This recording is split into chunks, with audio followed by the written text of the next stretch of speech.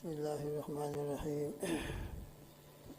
لا إله إلا الله وحده لا شريك له، له الملك وله الحمد يحيي ويميت وهو على كل شيء قدير.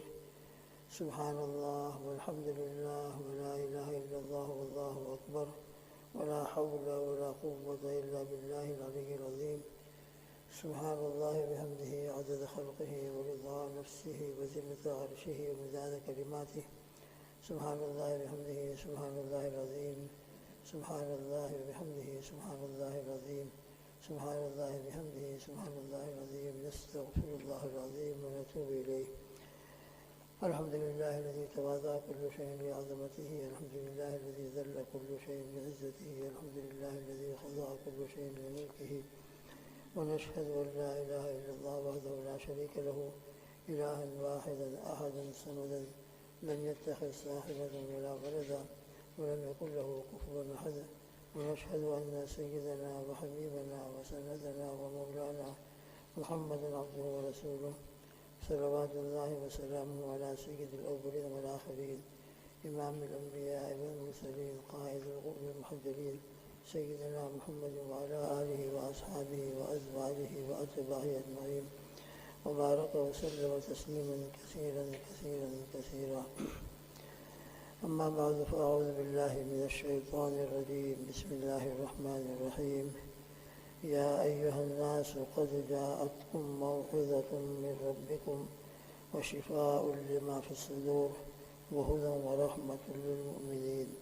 قل بفضل الله وبرحمته فبذلك فليفرحوا هو خير مما يجمعون. صدق الله العظيم. یا ایھا الناس قد جاءتکم موعظۃ من ربکم، اے لوگوں تمہارے پاس آئی ہے نصیحت، من ربکم تمہارے رب کی طرف سے، تمہارے رب کے پاس سے، وشفاء لما فی الصدور، اور شفا دلوں کی بیماریوں کی، دلوں میں جو روگ ہوتا ہے ان بیماریوں کی اور ان روگ کی، اور اس میں شفا ہے. وہدن، اور یہ ہدایت ہے، یعنی قرآن مجید. ورحمۃ للمؤمنین، اور رحمت ہے مؤمنین کے لیے.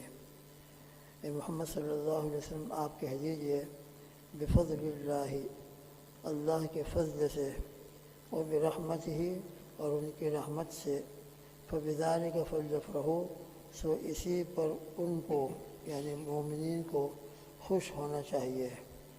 ہوا خیر مما یجمعون، یہ بہتر ہے ان چیزوں سے جو جمع کرتے ہیں. ابھی ایک دو دن پہلے یہ تذکرہ ہوا تھا کہ رمضان اور قرآن یہ دونوں آپس کے اندر بہت ہی ایک دوسرے کے ساتھ لازم ملزوم ہے. رمضان کو قرآن کا مہینہ کہا جاتا ہے، اور قرآن پاک کی برکت سے رمضان المبارک کو یہ مقام اور یہ فضیلت اور یہ درجہ حاصل ہوا ہے. اس ماہ مبارک میں قرآن پاک کا نزول ہوا. یہ قرآن مجید حقیقت میں اللہ مجھ کو اور آپ کو پوری امت کو اس کی قدر کی توفیق عطا فرمائے. ہر ملک کا ایک قانون ہوتا ہے اور وہ چھپا ہوا ہوتا ہے، جس کو اصول سیرت وغیرہ خاص طور پر پڑھتے بھی ہیں. اس کی بڑی اہمیت ہوتی ہے. پورے ملک کا نظام اس کے مطابق چلتا ہے، اور اسی کے مطابق کورٹ کے اندر اور دیگر معاملات کے اندر فیصلے کیے جاتے ہیں. تو دوستو بزرگوں، یہ شریعت اور یہ دین جو رب ذوالجلال نے قیامت تک کے لیے نبی کریم صلی اللہ تعالی علیہ وسلم کے ذریعے سے اس امت کو عطا فرمایا ہے، اور نبی کریم صلی اللہ تعالی علیہ وسلم پر یہ قرآن پاک نازل فرمایا ہے. قرآن پاک الحمدللہ ایک ایسی کتاب ہے کہ اس کی محض تلاوت بھی، چاہے انسان ترجمہ نہ سمجھتا ہو، جیسے عموماً عام لوگوں کا حال ہے، بلکہ سبھی کا تقریباً الا ماشاء اللہ، پھر بھی یہ قرآن پاک کا ایک ایک لفظ نور ہے، اور ایک ایک لفظ کے اوپر الحمدللہ اجر و ثواب ہے، اللہ کا قرب نصیب ہوتا ہے. مگر دوستو بزرگوں، یہ قرآن مجید صرف تلاوت کے لیے نازل نہیں ہوا ہے. تلاوت بے شک عبادت ہے، اور مطلوب بھی ہے، اس کا حکم بھی ہے، اتل ما اوحی الیک من الکتاب، لیکن اصل یہ اللہ کا قانون ہے۔ پوری شریعت کا دار و مدار اس قرآن مجید پر ہے، اس لیے قرآن مجید الحمدللہ تلاوت کے اعتبار سے بھی امت کے لیے انتہائی درجہ ضروری ہے، مگر اس کے ساتھ ساتھ یہ بھی ضروری ہے کہ قرآن مجید کے احکامات کو ہم سیکھیں، اس کا درس اور اس کے ترجمے کو ہم پڑھنے کی کوشش کریں، درس میں شرکت کی کوشش کریں۔ اور قرآن مجید کے جو احکامات ہیں الحمدللہ بہت سارے احکامات ایسے ہیں، چاہے ہم براہ راست ڈائریکٹ قرآن سے وہ حاصل نہ کر رہے ہوں، مگر پھر بھی ان پر عمل ہو رہا ہے۔ امت کا بہت بڑا طبقہ قرآن مجید کے احکامات کے اوپر مکمل طریقے سے نہیں تو کسی نہ کسی اعتبار سے عمل کر رہا ہے، جیسے نماز قرآن پاک کا حکم ہے۔ قرآن مجید میں جگہ جگہ زکوٰۃ کا جگہ جگہ حکم دیا گیا، الحمدللہ امت نماز پڑھ رہی ہے، زکوٰۃ ادا کر رہی ہے، حج کر رہی ہے، اور اسی طریقے سے صلہ رحمی اپنے اعتبار سے جتنا ہو سکتا ہے کر رہی ہے، اور اپنے آپ کو جتنا ہو سکتا ہے بد اخلاقی سے بچائے ہوئے ہے۔ یہ سب قرآن پاک کے احکام ہیں، لیکن البتہ قرآن مجید کے اندر ڈیٹیل کے ساتھ اور پھر اس کی تشریح احادیث مبارکہ کے اندر جو آئی ہے اس کو سامنے رکھتے ہوئے باقاعدہ قرآن مجید کو سمجھ کر پھر جو چیزیں ہماری زندگی میں نہیں ہیں، جو احکامات ہماری زندگی میں ہمارے عمل میں نہیں ہیں، ان کے اوپر ہم عمل شروع کر دیں، اور جن احکامات کے اوپر عمل ہو رہا ہے اس کے اوپر اللہ کا شکر ادا کریں۔ البتہ اس عمل کے اندر پھر جو کمی کوتاہی ہوتی ہے اس کمی کوتاہی کو دور کرنے کی کوشش کریں، اس سلسلے کے علم حاصل کریں۔ تو خیر بہرحال یہ قرآن مجید بہت بڑی نعمت ہے، اللہ کا قانون ہے، شریعت کا مدار اسی کے اوپر ہے۔ قرآن مجید کا تعارف خود اللہ سبحانہ وتعالیٰ نے قرآن مجید میں بھی کرایا ہے کہ قرآن ہے کیا۔ یہ جو آیت شریفہ ابھی آپ کے سامنے تلاوت کی گئی ہے، کل رات کو تراویح کے اندر ہم نے یہ آیت سنی ہے، اس کے اندر اللہ سبحانہ وتعالیٰ نے قرآن مجید کی 4 صفتوں کا تذکرہ فرمایا ہے، 4 صفتوں کو بیان فرمایا ہے۔ موعظت، شفاء لما فی الصدور، 2 ہدایت اور رحمت۔ تو قرآن مجید کے بارے میں اللہ سبحانہ وتعالیٰ نے جب اس کا تعارف فرمایا ہے تو اس آیت شریفہ کے اندر سب سے پہلے چیز ارشاد فرمائی، اے لوگوں تمہارے پاس تمہارے رب کی طرف سے یہ نصیحت آئی ہے۔ لہذا قرآن مجید بہت بڑی نصیحت ہے۔ انسان ہمیشہ جب بزرگوں سے ملتا ہے تو ان سے کہتا ہے کہ آپ مجھے کوئی نصیحت فرمائیے، کوئی مجھے بات کہیے، تو سب سے بڑی نصیحت ہمارے لیے قرآن پاک ہے۔ اللہ سے بڑھ کر ہمارا کون ہمارے لیے مصلح ہو سکتا ہے، اور ہماری فطرت کی اصلاح کون کر سکتا ہے۔ لہذا قرآن مجید سب سے بڑی نصیحت کی کتاب ہے۔ قرآن مجید کے اندر جو باتیں اللہ سبحانہ وتعالی نے ارشاد فرمائی ہیں، اللہ ہم کو معاف کرے اور ہماری اس کوتاہی سے درگزر فرمائے۔ قرآن مجید کا حکم سمجھ کر بڑی عظمت و محبت کے ساتھ اس کو اپنی زندگی میں لانا چاہیے۔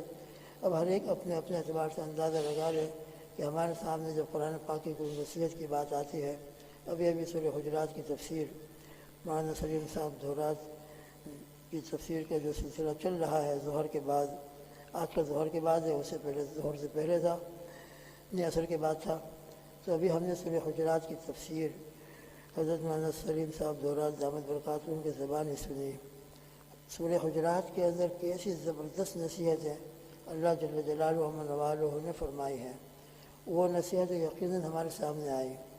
اب میں اپنی زندگی کا جائزہ لوں کہ یہ جو نصیحت ہے، جن باتوں سے مجھ کو امت کو روکا گیا ہے، جن بد اخلاقیوں سے بچنے کی اللہ سبحانہ وتعالی نے تاکید فرمائی ہے اور حکم فرمایا ہے، یہ بد اخلاقیاں میرے اندر نہیں ہیں، بہت اچھی بات۔ ان بد اخلاقیوں سے الحمدللہ میں محفوظ ہوں، میں کسی کا مذاق نہیں اڑاتا، کسی کو برا لقب سے نہیں پکارتا، کسی کو حقیر نہیں سمجھتا، اور اسی طریقے سے غیبت نہیں کرتا، کسی سے بدگمانی نہیں کرتا وغیرہ۔ جو 6 باتوں کا تذکرہ ہے، یہ 6 بد اخلاقیاں میرے اندر نہیں ہیں، الحمدللہ بہت بہتر، اللہ کا شکر ادا کرے اور دعا کرے اللہ پاک اس پر استقامت عطا فرمائے۔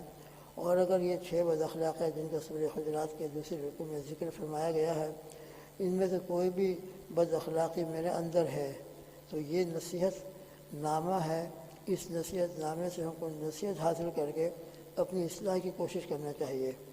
اپنی اصلاح کی کوشش کر کے اپنے اندر سے اس بد اخلاقی کو دور کریں گے تو قرآن پاک کے اوپر عمل ہوگا۔ بہرحال قرآن مجید کے اندر بہت ساری نصیحتیں ہیں، نمازوں کے بارے کے اندر بھی، زکوٰۃ کے سلسلے کے اندر بھی، اور معاشرتی معاملات کے اندر بھی، لین اور دین کے بارے کے اندر بھی، اسی طریقے سے بہت ساری باتیں ہمارے لیے انشاءاللہ نصیحت کی ہیں۔ اس لیے قرآن پاک کی جتنی باتیں ہمارے سامنے نصیحت کے طور پر آتی ہیں، اللہ کی ایک نعمت سمجھ کر ڈائریکٹ رب ذوالجلال کی نصیحت ہے، لہذا اس کا مقام سب سے اونچا، اور اس کے اوپر عمل کرنا قرآن پاک پر عمل کرنا ہے، اور قرآن پاک یقیناً عمل کے لیے اللہ نے دنیا میں نازل فرمایا ہے۔ اس لیے دوستو بزرگوں، قرآن مجید کو ہم معمولی نہ سمجھیں۔ قرآن مجید کی کوئی بات بھی ہمارے سامنے آ جائے، کوئی امر آ جائے، کوئی نہیں آ جائے، کوئی بات جس میں اللہ پاک نے ہم کو کرنے کا حکم دیا ہے، ایسا کوئی آیت ہمارے سامنے آ جائے، یا جس سے ہم کو روکا گیا ہے ایسی کوئی بات ہمارے سامنے آ جائے، بس اپنی زندگی کا جائزہ لیں، ہم اس کو فوراً اپنی ذات پر فٹ کرنے کی کوشش کریں۔ اگر میری زندگی کے اندر وہ عمل کے طور پر چل رہا ہے، بہت اچھی بات ہے، اور اگر نہیں ہے تو اس کو زندہ کریں، اور اگر منہیات میں سے کوئی نہیں ہے جس سے روکا گیا ہے، ہم پہلے سے رکے ہوئے ہیں تو اللہ کا شکر ادا کریں، اور اگر وہ گناہ بد اخلاقی میرے اندر موجود ہے تو قرآن پاک کی اس نصیحت کو ہم اپنی زندگی میں لانے کی کوشش کریں۔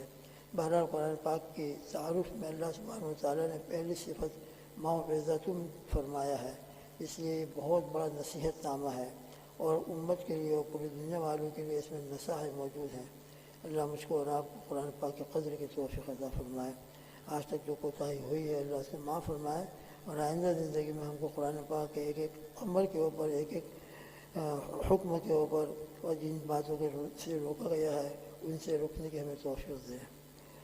روزے کی حالت کے اندر اگر کوئی شخص مسواک کرے تو مسواک چاہے بالکل فریش ہو اور بالکل تازہ ہو، حتیٰ کہ منہ میں مسواک کرنے کی وجہ سے اس مسواک کا جو اثر ہے وہ معلوم ہو رہا ہے۔ جیسے نیم کا جو مسواک آتا ہے لیمڑا، وہ بالکل کڑوا ہوتا ہے، جب انسان اس کو بالکل فریش اگر منہ میں لے گا تو اس کا اثر بھی معلوم ہوگا، لیکن مسواک کے طور پر اس کو استعمال کر رہا ہے تو احناف کے نزدیک خصوصی طور پر اس میں کوئی حرج کی بات نہیں ہے، نہ صبح نہ ظہر کے بعد نہ اور کسی وقت، ہر وقت جائز ہے بلکہ مسنون ہے۔ البتہ مسواک کے بجائے کوئی ٹوتھ پیسٹ کرے تو اس ٹوتھ پیسٹ کو روزے کی حالت میں استعمال کرنا مکروہ ہے، اور اگر خدا نخواستہ وہ ٹوتھ پیسٹ گلے میں اتر جائے اور اس کا کچھ مزہ گلے سے اتر کر اندر داخل ہو گیا پھر تو روزہ بھی ٹوٹ جائے گا۔